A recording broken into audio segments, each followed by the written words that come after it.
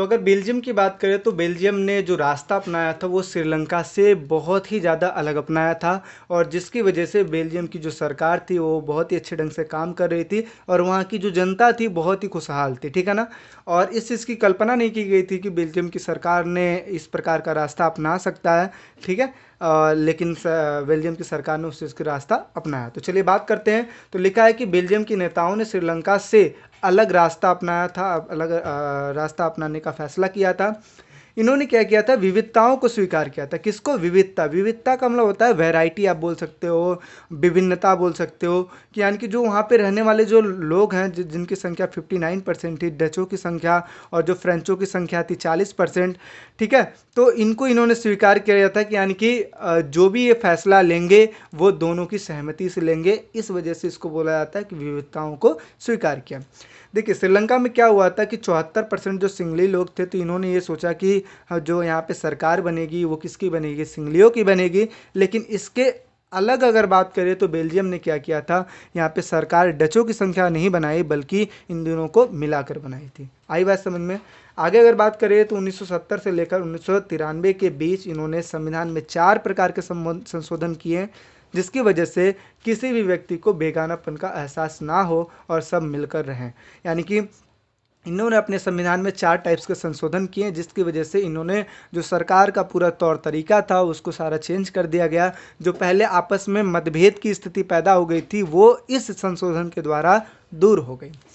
यह व्यवस्था बहुत ही कल्पनाशील थी। कल्पनाशील है इसको क्यों बोला जाता है? क्योंकि किसी को भरोसा नहीं था, किसी को लग नहीं रहा था कि ऐसा हो पाएगा, जैसा कि बेल्जियम की सरकार ने किया, जो संशोधन किया था, ठीक है। आगे कोई भी देश ऐसा नहीं कर पाया था जैसा कि बेल्जियम के देश ने किया था। आगे केंद्रीय सरकार में डचों की संख्या ज़्यादा थी, केंद्रीय सरकार में डचों की संख्या तथा फ्रेंचों की संख्या बराबर कर दी गई। यहाँ पे एक चीज़ समझिए, जैसे मान लीजिए ये है आपका पूरा देश है जो कि बेल्जियम का देश है, ठीक है। तो यहाँ पे डचों की संख्या थी 59% और फ्रेंच की संख्या थी 40%। तो यहाँ पे संख्या डचों की सबसे ज़्यादा थी, लेकिन अगर राजधानी की बात करें इसकी तो यहाँ पे फ्रेंच की संख्या 80% थी और जो डच की संख्या थी वो किसकी थी? 20% थी। तो अर्थात आप ये बोल सकते हो कि केंद्र में जिसका पावर था वो था डचों का, और जो राजधानी में जो सबसे ज़्यादा पावर था वो किसका था? फ्रेंचों का था। तो यहाँ पे स्थिति ये पैदा हो गई थी कि एक में संख्या डचों की ज़्यादा है और एक में संख्या फ्रेंचों की ज़्यादा है। तो यहाँ की सरकार ने क्या किया, केंद्र में भी 50-50% का रेशियो रख दिया और राज्य में भी 50-50% का रेशियो रख दिया। यानी कि कोई भी कार्य होगा तो इन दोनों की सहमति से होगा, चाहे राज्य हो चाहे केंद्र हो, ठीक है। और कोई भी कानून तभी बनता था जब दोनों लोगों की सहमति होती थी, यानी कि डचों की और फ्रेंचों की सहमति होती थी। वहाँ एक व्यवस्था के तहत यह प्रावधान किया गया कि केंद्र सरकार के अधीन राज्य सरकार नहीं रहेगी। यानी ये जो केंद्र सरकार है, केंद्र सरकार के मतलब अधीन राज्य सरकार नहीं रहेगी, अंडर में राज्य सरकार नहीं रहेगी, वो अपना फैसला ले सकती है। आगे अगर बात करें तो ब्रुसेल्स में अलग सरकार है, यानी कि फ्रेंच भाषी, ठीक है, जो कि ये ब्रुसेल्स जो राजधानी थी, ठीक है। आगे बात करते हैं तो फ्रेंच भाषियों ने क्या किया, इसको आधा आधा शक्ति में डिवाइड कर दिया, जैसा कि मैंने आपको पहले बताया। यानी कि डचों को भी सहमति, यानी कि डचों की संख्या यहाँ पे कम थी ना, तो इसको भी 50% का आदेश दे दिया कि आप कोई भी हम काम करेंगे तो आपसे पूछ के करेंगे। और यहाँ पे भी ये सेम, यानी कि सरकार यहाँ की जो थी, जो राजधानी की सरकार थी, उसमें 50% जो जनसंख्या थी वो डच की थी और 50% किसकी थी? फ्रेंच की थी। और ऐसे ही केंद्र में जो संख्या थी सदस्यों की वो 50-50% थी डचों और फ्रेंचों की। आगे यानी कि 50-50% शक्ति दोनों को दे दी गई थी। इसके अलावा अगर बात करें तो इससे जो थी बेल्जियम में खुशहाली थी, क्योंकि कोई भी व्यक्ति को बेगानापन का एहसास नहीं होता था। इसके अलावा अगर बात करें तो वहाँ पे एक सामुदायिक सरकार थी, ठीक है, सामुदायिक सरकार थी।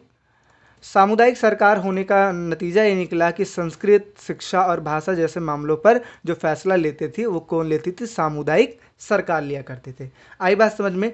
तो ये व्यवस्था उन्होंने अपनाया, किसने? बेल्जियम ने अपनाया। लेकिन इसका अपोजिट किसने अपनाया था? श्रीलंका ने अपनाया था, जो कि वहाँ पे त्रासदी का सामना करना पड़ा, हजारों लोग मारे गए, कई सारे लोगों को घर से बेदखल कर दिया गया, कई सारे लोगों को पलायन कर दिया गया, है ना। तो दोनों के फैसलों में, दोनों के समस्याओं में, समस्या तो दोनों की ऑलमोस्ट सेम थी, लेकिन दोनों ने इसका अलग अलग तरीके से सॉल्यूशन निकाला, ठीक है ना। तो आगे अगर बात करें तो अंतर अगर देखना चाहें तो इसको अंतर मैंने आपको समझने के लिए और बेहतरीन ढंग से समझने के लिए मैंने इसका अंतर भी लिखा है कि बेल्जियम और श्रीलंका में क्या क्या अंतर थे वहाँ की शासन व्यवस्था में। तो पहला लिखा है कि बेल्जियम में लोगों ने मिलकर सरकार का बंटवारा कर दिया, जैसे केंद्र सरकार में डच और फ्रेंच की संख्या बराबर कर दी गई। इसके अलावा राजधानी में भी फ्रेंच और डचों की संख्या यानी कि पावर्स और सदस्यता क्या कर दी गई, बराबर कर दी गई, 50-50% कर दी गई। लेकिन अगर श्रीलंका की बात करें तो इसकी संख्या किसकी सबसे ज़्यादा थी, सिंगलियों की संख्या ज़्यादा थी, और जिसकी वजह से उन्हीं की सरकार बनी। यानी कि लिखा है कि जिनकी संख्या ज़्यादा थी उन्हीं की सरकार बनती थी। कहाँ पे, श्रीलंका में, जिसकी वजह से भेदभाव और बढ़ गया। ठीक है, जिसका सामना वहाँ की जनता को करना पड़ा, भुगतान करना पड़ा। आगे अगर बात करें तो इससे लोगों को बेगानापन महसूस नहीं होता है, यानी कि जो बेल्जियम की सरकार ने अपनाया था इससे लोगों को बेगानापन महसूस नहीं हो रहा था। लेकिन जो श्रीलंका ने जो तरीका अपनाया था इससे लोगों में असंतोष पैदा हो गया और संघर्ष होना शुरू हो गया। आगे अगर बात करें तीसरे पॉइंट की, बेल्जियम में तो कोई भी फैसला डचों और फ्रेंचों की सहमति से लिया जाता था, जिसको वहाँ की जनता क्या करती थी, स्वीकार करती थी। लेकिन अगर हम श्रीलंका की बात करें तो यहाँ पे सरकार ही अपोजिट बनी हुई थी, तो जिसकी वजह से सिंगली सरकार कोई भी फैसला लेती थी तो वहाँ की जनता असंतोषजनक उनको फील होता था और उनको स्वीकार नहीं करती थी। इसके अलावा बात करें चौथे पॉइंट की तो लिखा है कि बेल्जियम में सरकार और उनके कामों में वहाँ की जनता क्या थी, खुश थी। लेकिन अगर बात करें श्रीलंका में तो वहाँ के कामों से वहाँ की जनता खुश तो दूर की बात है। ठीक है, तो ये लिखा है सरकार और उनके कामों में वहाँ के जो लोग थे वह असंतुष्ट थे। आपस में लड़ाई भी हुई, हजारों लोग मारे गए, कई सारे लोगों को घर को छोड़कर पलायन करना पड़ा, है ना। तो आप चीज़ें देख सकते हो कि बेल्जियम और श्रीलंका में क्या क्या अंतर रहा, जो भी उन्होंने तरीका अपनाया जिसकी वजह से वहाँ की जनता में क्या क्या मतलब चीज़ दिखाई दिया। आई होप आपको सारी चीज़ें समझ में आई होंगी। आपको बेहतरीन ढंग से जितनी अच्छी तरीके से समझा सकता हूँ उतनी अच्छी तरीके से मैंने समझाने की कोशिश की है। आगे अगर बात करें तो यहाँ पे लिखा हुआ है आपका जो नेक्स्ट टॉपिक है, सत्ता की साझेदारी क्यों ज़रूरी है। तो इस चीज़ को समझिए, सत्ता की साझेदारी क्यों ज़रूरी है। सत्ता की साझेदारी इस वजह से ज़रूरी है क्योंकि विभिन्न समुदायों के बीच टकराव को कम करती है। यानी कि साझेदारी अगर आप कर दोगे तो जिसकी वजह से टकराव जो होगा वो कम होगा, जैसा कि हमें बेल्जियम में दिखाई दिया। आगे अगर बात करें, पक्षपात का आदेश कम हो जाता है, यानी कि भेदभाव का जो आशंका रहती है वो क्या हो जाती है, कम हो जाती है। विविधताओं को अपने में समेट लेती है, यानी कि जो वैरायटी होती है ना, जो भी विभिन्नता होती है उसको अपने में समेट लेती है। यानी कि सत्ता की जब साझेदारी हो जाती है तो लोगों को भेदभाव महसूस नहीं होता है। आगे अगर बात करें, सत्ता में लोगों की भागीदारी बढ़ती है ना। सत्ता में लोगों की जो भागीदारी होती है उस चीज़ को और बढ़ाने की बात होती है, किसमें, सत्ता की साझेदारी में। तो आई होप चीज़ें आपको समझ में आई होगी।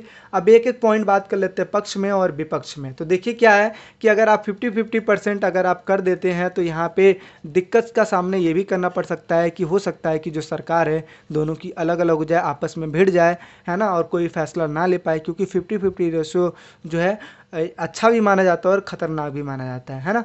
तो इससे क्या है, विभिन्न सामाजिक समूहों के बीच टकराव का आदे पक्ष की अगर बात करें तो पक्ष में क्या है, इससे विभिन्न सामाजिक समूहों के बीच टकराव का अंदेश क्या होता है, कम हो जाता है। लेकिन अगर विपक्ष की बात करें तो इसमें सत्ता टूटने का डर लगा रहता है, जैसा कि मैंने आपको बताया। तो पक्ष में क्या है कि जो टकराव है आपस में वो कम देखने को मिलता है, जैसा कि हमने बेल्जियम में देखा है ना। और विपक्ष की बात करें तो इससे सत्ता टूटने का डर लगा रहता है।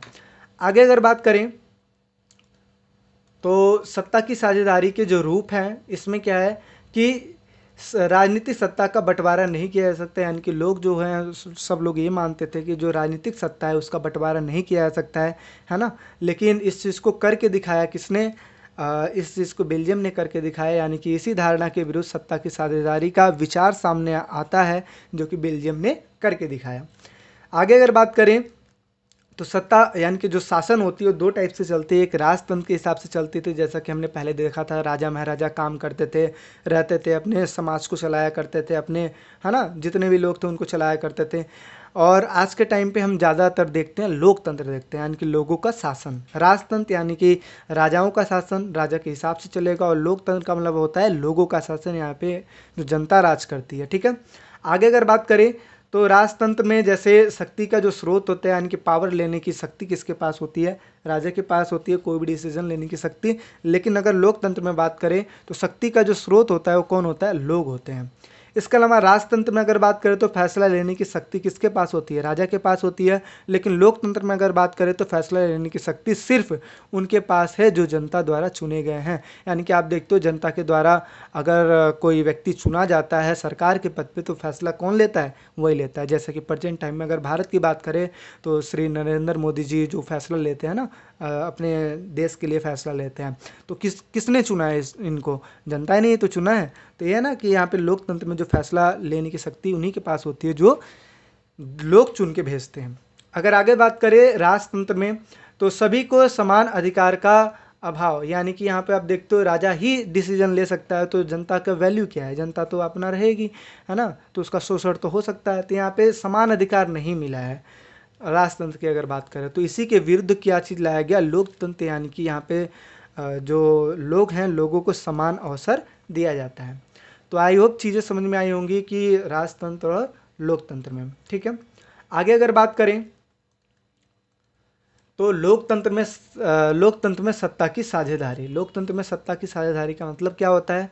तो सरकार तीनों अंगों में बटा हुआ है। जैसा कि आप देखते हो कौन कौन से, मैंने बताया था ना, सरकार का 3 अंग कौन कौन सा? कार्यपालिका, ठीक है, कार्यपालिका, उसके अलावा विधायिका जो कि मैंने फर्स्ट वीडियो में बताया था, और इसके अलावा न्यायपालिका। कार्यपालिका, विधायिका और न्यायपालिका। तो विधायिका का काम कानून को बनाना, कार्यपालिका का काम क्या होता है? उस चीज़ को लागू करना, न्यायपालिका का काम क्या होता है? समीक्षा करना, जांच पड़ताल करना और न्याय देना, है ना। सरकार को तीनों अंगों में बंटवारा कर देना। इसके अलावा शासन के विभिन्न स्तरों पर सरकार का बंटवारा कर देना, जैसे केंद्र सरकार अलग होती है, राज्य सरकार अलग होती है ना। तो ये चीज़ की बात हो रही है। आगे विभिन्न सामाजिक समूहों द्वारा सत्ता का बंटवारा किया जाता है, ठीक है। इसके अलावा विभिन्न दबाव समूहों द्वारा, आंदोलन द्वारा, ठीक है, सत्ता का बंटवारा किया जाता है। तो यही चीज़ हमें समझ में आती है कि लोकतंत्र में सत्ता की जो साझेदारी होती है ये विभिन्न प्रकार से होती है, जो कि जरूरी भी है ना। तो आई होप सारी चीज़ें आपको समझ में आई होगी। तो ये था आपका फर्स्ट चैप्टर। आई होप सारी चीज़ आपको समझ में आई होगी। मैप के माध्यम से, कुछ चीज़ों के माध्यम से मैं समझाने की कोशिश किया हूँ, ठीक है।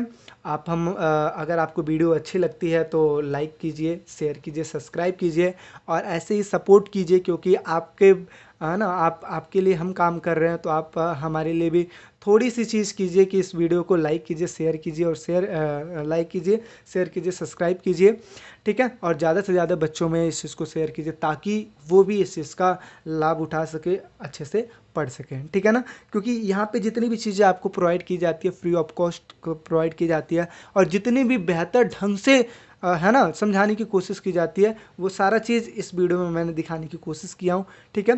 तो ऐसे ही सपोर्ट करते रहिए। मिलते हैं नेक्स्ट वीडियो में सेकंड चैप्टर के साथ। अभी के लिए बाय बाय, टेक केयर।